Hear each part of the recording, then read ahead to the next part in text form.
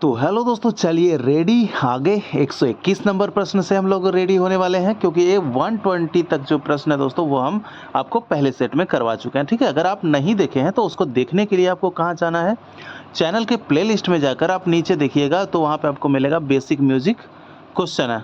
ठीक है, तो वहाँ पे आप लोग जाके देखेंगे तो 4 सेट में आपको हम करवा चुके हैं 120 प्रश्न। ठीक है, जो कि दोस्तों यह सब प्रश्न की अगर हम बात कर लें तो यह सब प्रश्न आपको काफ़ी इंपॉर्टेंट रहने वाला है बीपीएससी और एस्टेट के एग्ज़ाम के दृष्टिकोण से। तो बहुत ही तैयारी जो है ज़बरदस्त चल रही है दोस्तों, और बहुत ज़्यादा जो प्रश्न पूछे जाने की संभावना है वो यही सब सेट से आपको पूछे जाने की संभावना है। ठीक है, और बाकी जो बाहर से भी आते हैं प्रश्न उसमें जैसा कि आपको सब मिला जुला प्रश्न यहाँ पे आपको देखने को मिल रहा होगा, जैसे कि आप लोग को यहाँ पे पाश्चात्य संगीत का जो भी शामिल है प्रश्न, तो सारा प्रश्नों को जो है आप लोग देखिए, और यहाँ पे बिल्कुल बहुत ज़्यादा से ज़्यादा आपका कवर होने वाला है। ठीक है, क्योंकि दोस्तों यहाँ पे प्रश्न जो है हर प्रकार से आपको मिला जुला प्रश्न यहाँ पे आपको देखने को मिल जाएगा। ठीक है, चलिए शुरू करते हैं हम। 121 नंबर प्रश्न हमारा है, वो क्या कह रहा है। 121 प्रश्न है कि किन्नर स्कूल ऑफ म्यूजिक के संस्थापक कौन है। देखिए, किन्नर की बात हो रही है, तो किन्नर जो हमारे जो देश के जो कौन से हैं, किनको कहा जाता है, सितार वादक जो हैं आपके, सितार वादक। ठीक है, सितार वादक कौन, पंडित रविशंकर। तो इन्हीं को कहा जाता है कि किन्नर स्कूल ऑफ म्यूजिक के संस्थापक कौन है, पंडित रविशंकर। थोड़ा सा दोनों का कलर जो है एक जैसा लगने के कारण थोड़ा सा प्रॉब्लम हो रहा है, चलिए कलर चेंज कर लिए तो सही जवाब पंडित रविशंकर हो जाएगा। ठीक है, किन्नर स्कूल ऑफ म्यूजिक रविशंकर। चलिए आगे बढ़ते हैं, अगला प्रश्न है, रविंद्र संगीत के प्रणेता कौन थे। देखिए, रविंद्र संगीत के प्रणेता की बारे में अगर बात करें तो रविंद्र संगीत के प्रणेता रविंद्र अपने नाम से ही किए थे। कौन, जो कि आपके रविंद्रनाथ टैगोर हैं। ठीक है, रविंद्रनाथ टैगोर ने रविंद्र संगीत की रचना की थी, खुद ही वो रचना किए थे। अगला प्रश्न है, रविंद्रनाथ टैगोर द्वारा रचित स्वर लिपि का नाम बताइए। दोस्तों देखिए, दो ही स्वर लिपि वैसे तो हमारे देश में प्रचलित है, एक आपकी भातखंडे स्वर लिपि और तीसरा जो है आपका पलुस्कर स्वर लिपि। ठीक है, तो दो प्रकार के स्वर लिपि जो हमारे देश में प्रचलित है, लेकिन एक तीसरा भी स्वर लिपि प्रचलित, ये प्रचलित जो तो नहीं कह सकते हैं, लेकिन तीसरा भी स्वर लिपि प्रचलित स्वर लिपि है। ठीक है, प्रचलित बार बार आ रहा है, तो प्रचलित नहीं है, तो ये है कौन सा उनका, तो ये जो उनका जो है स्वर लिपि है उनको क्या कहते हैं, आकार मात्रिक। ठीक है, ये उनका आकार मात्रिक स्वर लिपि जो है आपका किनका है, तो रविंद्रनाथ टैगोर का है। प्रश्न याद रखना है इसको, ये याद रखना है क्योंकि ये पूछता है। ठीक है, प्रचलित नहीं है फिर भी पूछता है। चलिए आगे देख लेते हैं, रविंद्र संगीत पर किस गायन शैली का मुख्य प्रभाव है। देखिए, अगर गायन शैली की बात करें, रविंद्र संगीत में बात करें, तो आपको किसका प्रभाव देखने को मिलता है, तो वो आपको ध्रुपद का प्रभाव देखने को मिलता है। ठीक है, ध्रुपद। तो किस गायन शैली की रविंद्र संगीत पर प्रभाव, तो ध्रुपद गायन शैली की। ठीक है, चलिए अब आगे देख लेते हैं, अगला प्रश्न हम लोग फटाफट दोस्तों कर लेंगे, बस याद आप लोग करते चलिए। थोड़ा सा अगर नहीं समझ में आता है तो वीडियो को एक बार देखिए, दो बार देखिए, लेकिन बिल्कुल जो है कंठस्थ से कीजिए, क्योंकि इसमें जैसा कि मैंने कहा है कि 200 प्रश्न जो आपको बिल्कुल जुबान पे होने चाहिए आपके। ठीक है, 200 प्रश्न, ये जो मैं जितना जो बेसिक करवा रहा हूँ, ये 200 प्रश्न आपके जुबान पर होने चाहिए, क्योंकि इसमें का जो है 120 क्वेश्चन जो है पिछले 4 सेट में हम करवा चुके हैं, और जो है आपका 2 सेट में लगभग पूरा हम करवा देंगे। ठीक है, 30 यहाँ पे रहने वाला है, अगले सेट में हम शायद आपको 50 दे देंगे, तो देखेंगे समय के हिसाब से तो 50 दे देंगे। ठीक है, चलिए, तो इसमें क्या कहा जा रहा है कि रविंद्र संगीत में गीतों को विषय की दृष्टि से कितने भागों में बांटा गया है। तो रविंद्र संगीत की अगर बात हो रही है तो गीतों के दृष्टि से इसमें कितने भागों में, 6 भागों में बांटा गया है। ठीक है, कितने भागों में, रविंद्र संगीत के गीतों के विषय से जो है उसको गीतों को विषय की दृष्टि से कितने भाग में, 6 भाग में बांटा गया है। ठीक है, चलिए अब आगे देख लेते हैं कि रविंद्र संगीत के गीतों के 6 भागों का नाम बताइए। दोस्तों देखिए, नाम बताना है अब 6 भागों का, इनमें जो बांटा गया था ना, अभी आपने देखा ना 6 भाग, तो उन्हीं 6 भागों का नाम बताना है। तो नाम हो जाएगा इसका जो है, पहला ऑप्शन में हमारा है पूजा, स्वदेशी, प्रेम, प्रकृति, विचित्र और अनुष्ठानिक। यही आपका 6 भाग है रविंद्र संगीत का। ठीक है, याद रखना है इसको, पूजा, स्वदेशी, प्रेम, प्राकृतिक, विचित्र, अनुष्ठानिक। तो ये तो वैसे पूछा बहुत कम ही बार पूछा गया है, लेकिन क्या पता कब पूछा जाए, तो इसलिए प्रश्न जो है दोस्तों, सारे प्रश्नों का वैल्यू आप लोग उतना ही दीजिए जितना किसी प्रश्न का हो या ना हो। क्योंकि कौन किसी को जानता है कि कब कौन सा प्रश्न आपके एग्ज़ाम्स में लड़ जाए, कौन से प्रश्न जो है आपके एग्ज़ाम्स में आ जाए। तो इसलिए आपको क्या करना है, सबको वैल्यू उतना ही देना है, सब प्रश्नों की वैल्यू समान रखनी है, ठीक है। ये एक तरीका आप लोग जानिए। चलिए अगला प्रश्न है कि इनमें से कौन सी ताल रविंद्रनाथ ठाकुर द्वारा रचित नहीं है। दोस्तों देखिए, इसमें तो ये हो गया, लेकिन आपको एक चीज़ हम बताएंगे, आप लोग ऑप्शन मेथड पे भी आप लोग ध्यान दिया कीजिएगा। यह सब ताल जो है आप लोग जो है इसमें नहीं ज़्यादा चर्च किए हैं, लेकिन एक ताल का चर्च इस संगीत में होता है, भातखंडे वाली में आपके होता है और आपके पलुस्कर जी वाले में भी होता है, लेकिन ये सब जो है लगभग बहुत कम ही। तो यहाँ ऑप्शन के हिसाब से भी आप लोग यहाँ पे इसको छाट सकते हैं, तो हो जाएगा रविंद्र जी द्वारा कौन रचित नहीं है, तो ये आपका एक ताल उनके द्वारा रचित नहीं है। बाकी कौन कौन सा है, तो है आपका नवपंच, एकादशी और आपका है रूपकड़ा, तो ये सब जो है उनके द्वारा रचित है। चलिए अगला प्रश्न की ओर देख लेते हैं। तो रविंद्रनाथ टैगोर ने कितने नए तालों की रचना की। तो देखिए यहाँ से आप जो है एक कॉन्सेप्ट याद रखिएगा कि दक्षिण संगीत पद्धति में मुख्य कितने ताल हैं, 7 ताल हैं। तो रविंद्रनाथ टैगोर ने भी क्या किए, कितने नए ताल, तो आपको 7 ताल की रचना की है। कितने, 7 ताल की रचना की है। एक कॉन्सेप्ट आपको दिए कि दक्षिण में जो ताल है बस वही सेम आपको याद रखना है, ठीक है। अगला प्रश्न है कि मंदिरों में देवदासियां कौन सा नृत्य करती है। तो अगर मंदिरों की देवदासियों के बारे में अगर बात कर लें तो कौन सा नृत्य करती है, तो वो आपके हो जाएंगे, कौन सा नृत्य हो जाएंगे, वो आपके जो नृत्य करती है वो करती है भरतनाट्यम, ठीक है। वो भरतनाट्यम नृत्य करती है मंदिरों में, किसके द्वारा होता है, तो देवदासियों द्वारा होता है। प्रश्न को अगर कभी घुमाया तो आप लोग से प्रश्न इस तरह से भी घुमा सकता है कि भरतनाट्यम मंदिरों में किसके द्वारा होता है, तो यहाँ पे आपको आंसर मिलेगा देवदासियों के द्वारा, ठीक है। तो ऐसे आप लोग को ध्यान देना है। चलिए आगे देखते हैं, 130 नंबर प्रश्न है, वो क्या कह रहा है कि कौन सा नृत्य केवल जो है आपको पुरुषों के लिए है। तो पुरुषों की बात करें तो पुरुषों में आप लोग चल जाइएगा, वो जो आपका सबसे अधिक साक्षर जो राज्य है केरल, तो केरल की जो ये है आपकी कथकली, तो यह क्या है, पुरुष प्रधान नृत्य है। क्या है, पुरुष प्रधान नृत्य माना जाता है इसको, ठीक है। यह केवल जो है आपके पुरुषों के लिए होता है। वैसे करने का जो है दोस्तों आप लोग कमेंट करेंगे तो क्यों नहीं करने का, महिलाएं करेगी, लेकिन जो है एक आपको कहा जाता है प्रधान, तो प्रधान। चलिए अगला प्रश्न हम लोग देख लेते हैं कि कौन सा नृत्य केवल स्त्रियों के लिए। देखिए अभी हमने पुरुषों के बारे में क्या जाना, पुरुषों के बारे में जाना कि वो कौन सा था, कौन सा नृत्य, तो ये आपका केरल का क्या था, कथकली। लेकिन यहाँ पे जो है आपका स्त्रियों के बारे में कहा जा रहा है, तो स्त्रियों का है आपका भरतनाट्यम, जो कि तमिलनाडु का है, ठीक है। भरतनाट्यम ये है आपका तमिलनाडु राज्य से संबंधित है और ये स्त्रियों द्वारा किया जाने वाला नृत्य है। अगला प्रश्न है कि बिरजू महाराज किस नृत्य में प्रसिद्ध हैं। तो बिरजू महाराज की अगर बात कर लें तो ये आपके किस में संबंधित है, ये तो बिरजू महाराज का संबंध जो है आपका किससे है, कथक से हो जाएगा ना। बिरजू महाराज का संबंध कथक से, और कथक कहाँ का जो है लोक नृत्य, तो ये आपका उत्तर प्रदेश का है, ठीक है। कथक उत्तर प्रदेश, कथक कली और कथक में कंफ्यूज नहीं होना है, कथक उत्तर प्रदेश और कथक कली जो है वो केरल, ठीक है। कथकली केरल और आपका मणिपुरी मणिपुर, ओडिसी जो है आपका उड़ीसा, ठीक है। तो ये आपका सही जवाब, बिरजू महाराज कथक से संबंधित है। आगे देखते हैं, संयुक्ता पाणिग्रही किस नृत्य में प्रसिद्ध है। तो संयुक्ता पाणिग्रही एक क्या है, वो नाम है, याद रखिएगा नाम है संयुक्ता पाणिग्रही। तो वो किस नृत्य में प्रसिद्ध है, तो ये आपके जो संयुक्ता है वो किस में, ओडिसी नृत्य में प्रसिद्ध है, ठीक है।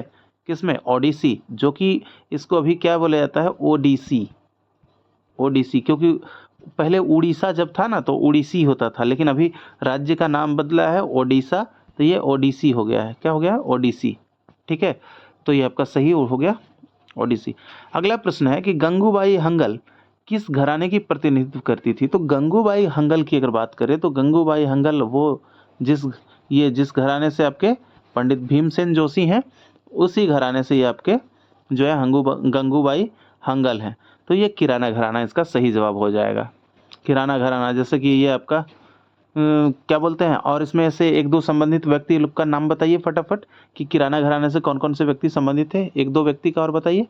चलिए 35 पे एक तरफ चलते हैं। 135 है कि पंडित जसराज संगीत के किस अंग में प्रवीण है।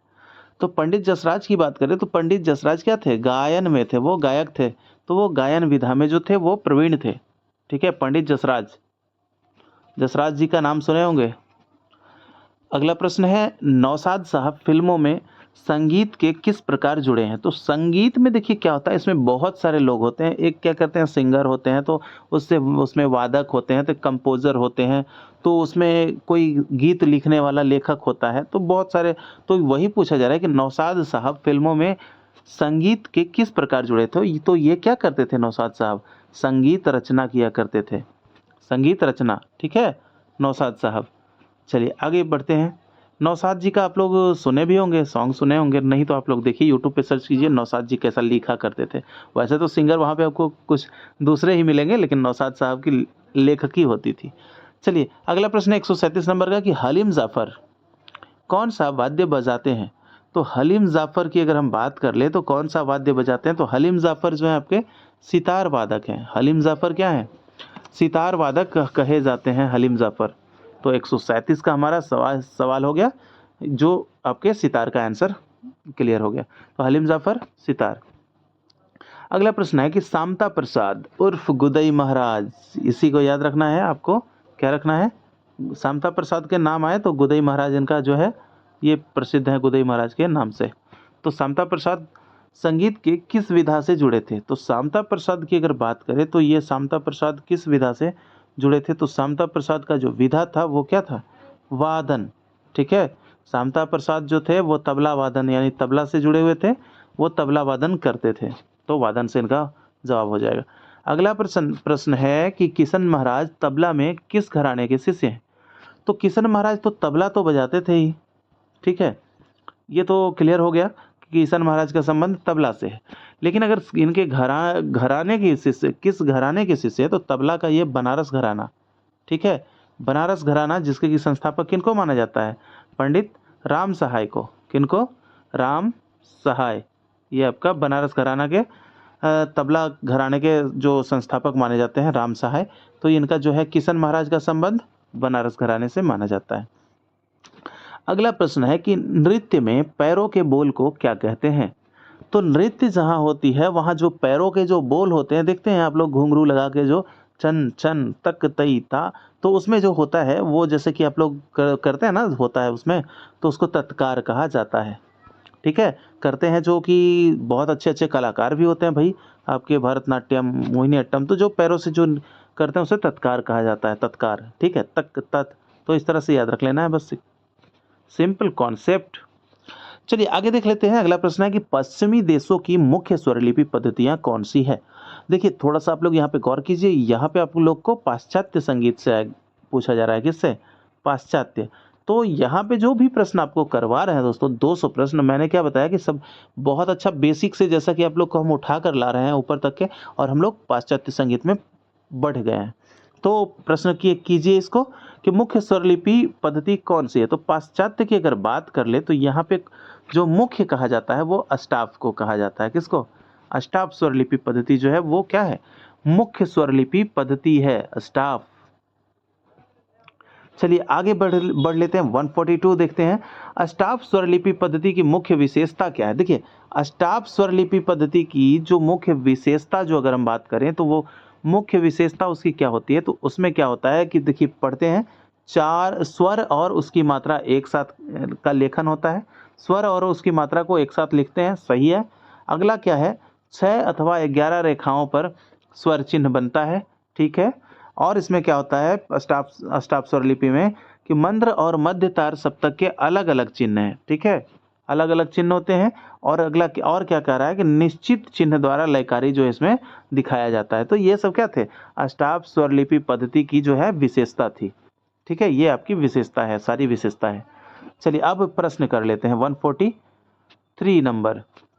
तो यहाँ पे क्या कह रहा है कि पाश्चात्य संगीत में अर्ध स्वर की दूरी को, देखिए अर्ध स्वर आधा मानिए, और ये आपका एक हो गया, ये आपका पूरा। तो अर्ध वालों को क्या कहेंगे, सेमीटोन, ठीक है, इसको क्या कहेंगे, सेमीटोन। देखिए इसलिए मैं थोड़ा सा चित्र बनाता हूँ, कॉन्सेप्ट देता हूँ ताकि बिल्कुल ईजिली माइंड सेट हो। तो इसको सेमीटोन, अर्ध वाले सेमीटोन, और ये आपका पूरा जो है ये आपका हो जाता है क्या, टोन। सेमी, सेमी मतलब छोटा, टोन, टोन बड़ा, तो ये क्या हो जाएगा, पूरा जब बोले पाश्चात्य संगीत में अर्ध स्वर की दूरी जब नापनी हो तो अर्ध स्वर तो सेमीटोन और पूरा स्वर तो टोन। ठीक है, तो क्या, टोन। चलिए अगला प्रश्न देखते हैं कि पाश्चात्य संगीत में एक पूर्ण स्वर, देखिए पूर्ण स्वर की बात हो गई, पूर्ण स्वर को, स्वर की दूरी को क्या कहते हैं, तो देखिए पूर्ण स्वर की जो दूरी होती है उसको अभी बताया ना, अर्ध स्वर की दूरी को सेमीटोन और पूर्ण स्वर की दूरी को टोन। अब आगे देखते हैं, जब कोई स्वर एक सेमीटोन नीचा हो, अगर कोई स्वर जो है एक सेमीटोन आपके नीचा है, ठीक है, एक सेमीटोन नीचा है, यहाँ से देखिए नीचा आपको लग रहा होगा और यहाँ पे ऊंचा लग रहा है, यह ऊंचा होता है, ये हमारा जो है पहले से जो है स्थित है, और एक सेमीटोन ये नीचा है और ये जो है एक सेमीटोन ऊंचा है, तो इसमें क्या कहा जा रहा है, ठीक है, तो उसे क्या कहते हैं, तो जो नीचा सेमीटोन होगा इसको कहते हैं, इसको क्या कहते हैं, फ्लैट, इसको कहते हैं फ्लैट, और जो ऊंचा होगा उसको क्या कहते हैं, शार्प, उसको कहते हैं शार्प। तो अब चलते हैं प्रश्न पे, तो उसको क्या कहेंगे, फ्लैट कहेंगे, इसको जो नीचा हो उसे फ्लैट, और जब कोई स्वर एक सेमीटोन ऊंचा हो, अगला प्रश्न, जब कोई स्वर एक सेमीटोन ऊंचा हो तो उसको क्या कहेंगे, शार्प। ठीक है, ऊंचा यानी भाई ऊंचा है ना, ठीक है, ऊंचा, शार्प। अगला प्रश्न है कि स्टाफ नोटेशन में 6 रेखाओं से अधिक खींची गई रेखा को क्या कहते हैं। तो 6 रेखाओं से जब अधिक रेखा जब खींची जाती है स्टाफ नोटेशन में तो इसको लेज़र लाइन कहते हैं। उसको क्या कहते हैं, लेज़र लाइन। ठीक है, उसको लेज़र लाइन ही कहा जाता है। जब 6 रेखाओं से ज़्यादा जब वहाँ पे खींचा जाता है रेखा तो उसको क्या कहते हैं, लेज़र लाइन। चलिए अगला प्रश्न है 148 नंबर की किसी रेखा के सभी स्वरों को विकृत करने हेतु चिन्ह को क्या कहते हैं। देखिए सभी रेखा, किसी रेखा के, देखिए किसी रेखा जो है, किसी रेखा के सभी स्वर को, अगर इस पे जितने स्वर हैं सभी स्वरों को विकृत अगर हमको करना होगा तो उसको विकृत करने के लिए कौन सा चिन्ह को दिखाते हैं। देखिए ऐसे समझिए, एक रेखा है, इस पे जितने भी स्वर हैं उस सभी को अगर हम विकृत करेंगे तो कौन से स्वर से उसको हम दर्शाएंगे, तो कौन सा वो सैम्बल लगाएंगे, तो सैम्बल लगेगा चिन्ह की सिग्नेचर का। ठीक है, की सिग्नेचर। अब आगे देखिए 149 नंबर का प्रश्न है कि स्टाफ नोटेशन सिस्टम, देखिए स्टाफ नोटेशन सिस्टम में ताल चिन्ह को क्या कहते हैं। तो स्टाफ नोटेशन सिस्टम में अगर ताल चिन्ह की अगर बात करें तो ताल चिन्ह को क्या कहा जाता है, तो ताल, याद रखिएगा, देखिए वहाँ पे क्या लगाया, 6 से अधिक जो लगा रहा था तो उसको की सिग्नेचर बोले, ठीक है, बोले ना, लेकिन यहाँ पे नोटेशन ताल चिन्ह लगा रहा है तो ताल चिन्ह को जो कहा जाता है इसमें टाइम सिग्नेचर, ताल। ठीक है, ताल चिन्ह, टाइम सिग्नेचर, ताल। चलिए अब देखिए यहाँ पे अगला प्रश्न है, ये आपका सही जवाब हो गया इसका। अगला प्रश्न है 150 नंबर की पाश्चात्य स्वरों की क्या निम्न विशेषताएं हैं। तो अगर विशेषताएं अगर बात करें पाश्चात्य स्वरों की तो इसमें जो इसकी विशेषताएं आप लोग देख लीजिए, ये सारी जो है इसमें विशेषताएं, इसकी सारी विशेषताएं पाश्चात्य स्वरों की विशेषताएं। इसमें क्या क्या कह रहा है, सभी स्वरों के लिखित और गाने वाले का नाम अलग है। ठीक है, अलग अलग है, ये सही है, बिल्कुल अलग है। प्रत्येक स्वर यानी कि षड्ज भी विकृत फ्लैट शार्प हो सकता है, यानी कि विकृत हो सकता है प्रत्येक स्वर जिसमें कि आपका षड्ज भी शामिल है और आपका क्या कर रहा है, फ्लैट और शार्प हो सकता है। तो ठीक है, षड्ज को भी उसमें क्या किया जा सकता है, पाश्चात्य की बात हो रही है, ठीक है, तो पाश्चात्य को भी विकृत किया जा सकता है, पाश्चात्य में षड्ज को भी विकृत किया जा सकता है, ऊपर या नीचे हो सकता है। ठीक है, तो ये भी हमारा सही है। 3 नंबर देखिए यहाँ पे क्या है कि प्रत्येक स्वर डबल फ्लैट और डबल शार्प भी हो सकता है। हाँ बिल्कुल हो सकता है, डबल फ्लैट भी हो सकता है और डबल शार्प भी हो सकता है इसमें पाश्चात्य संगीत में।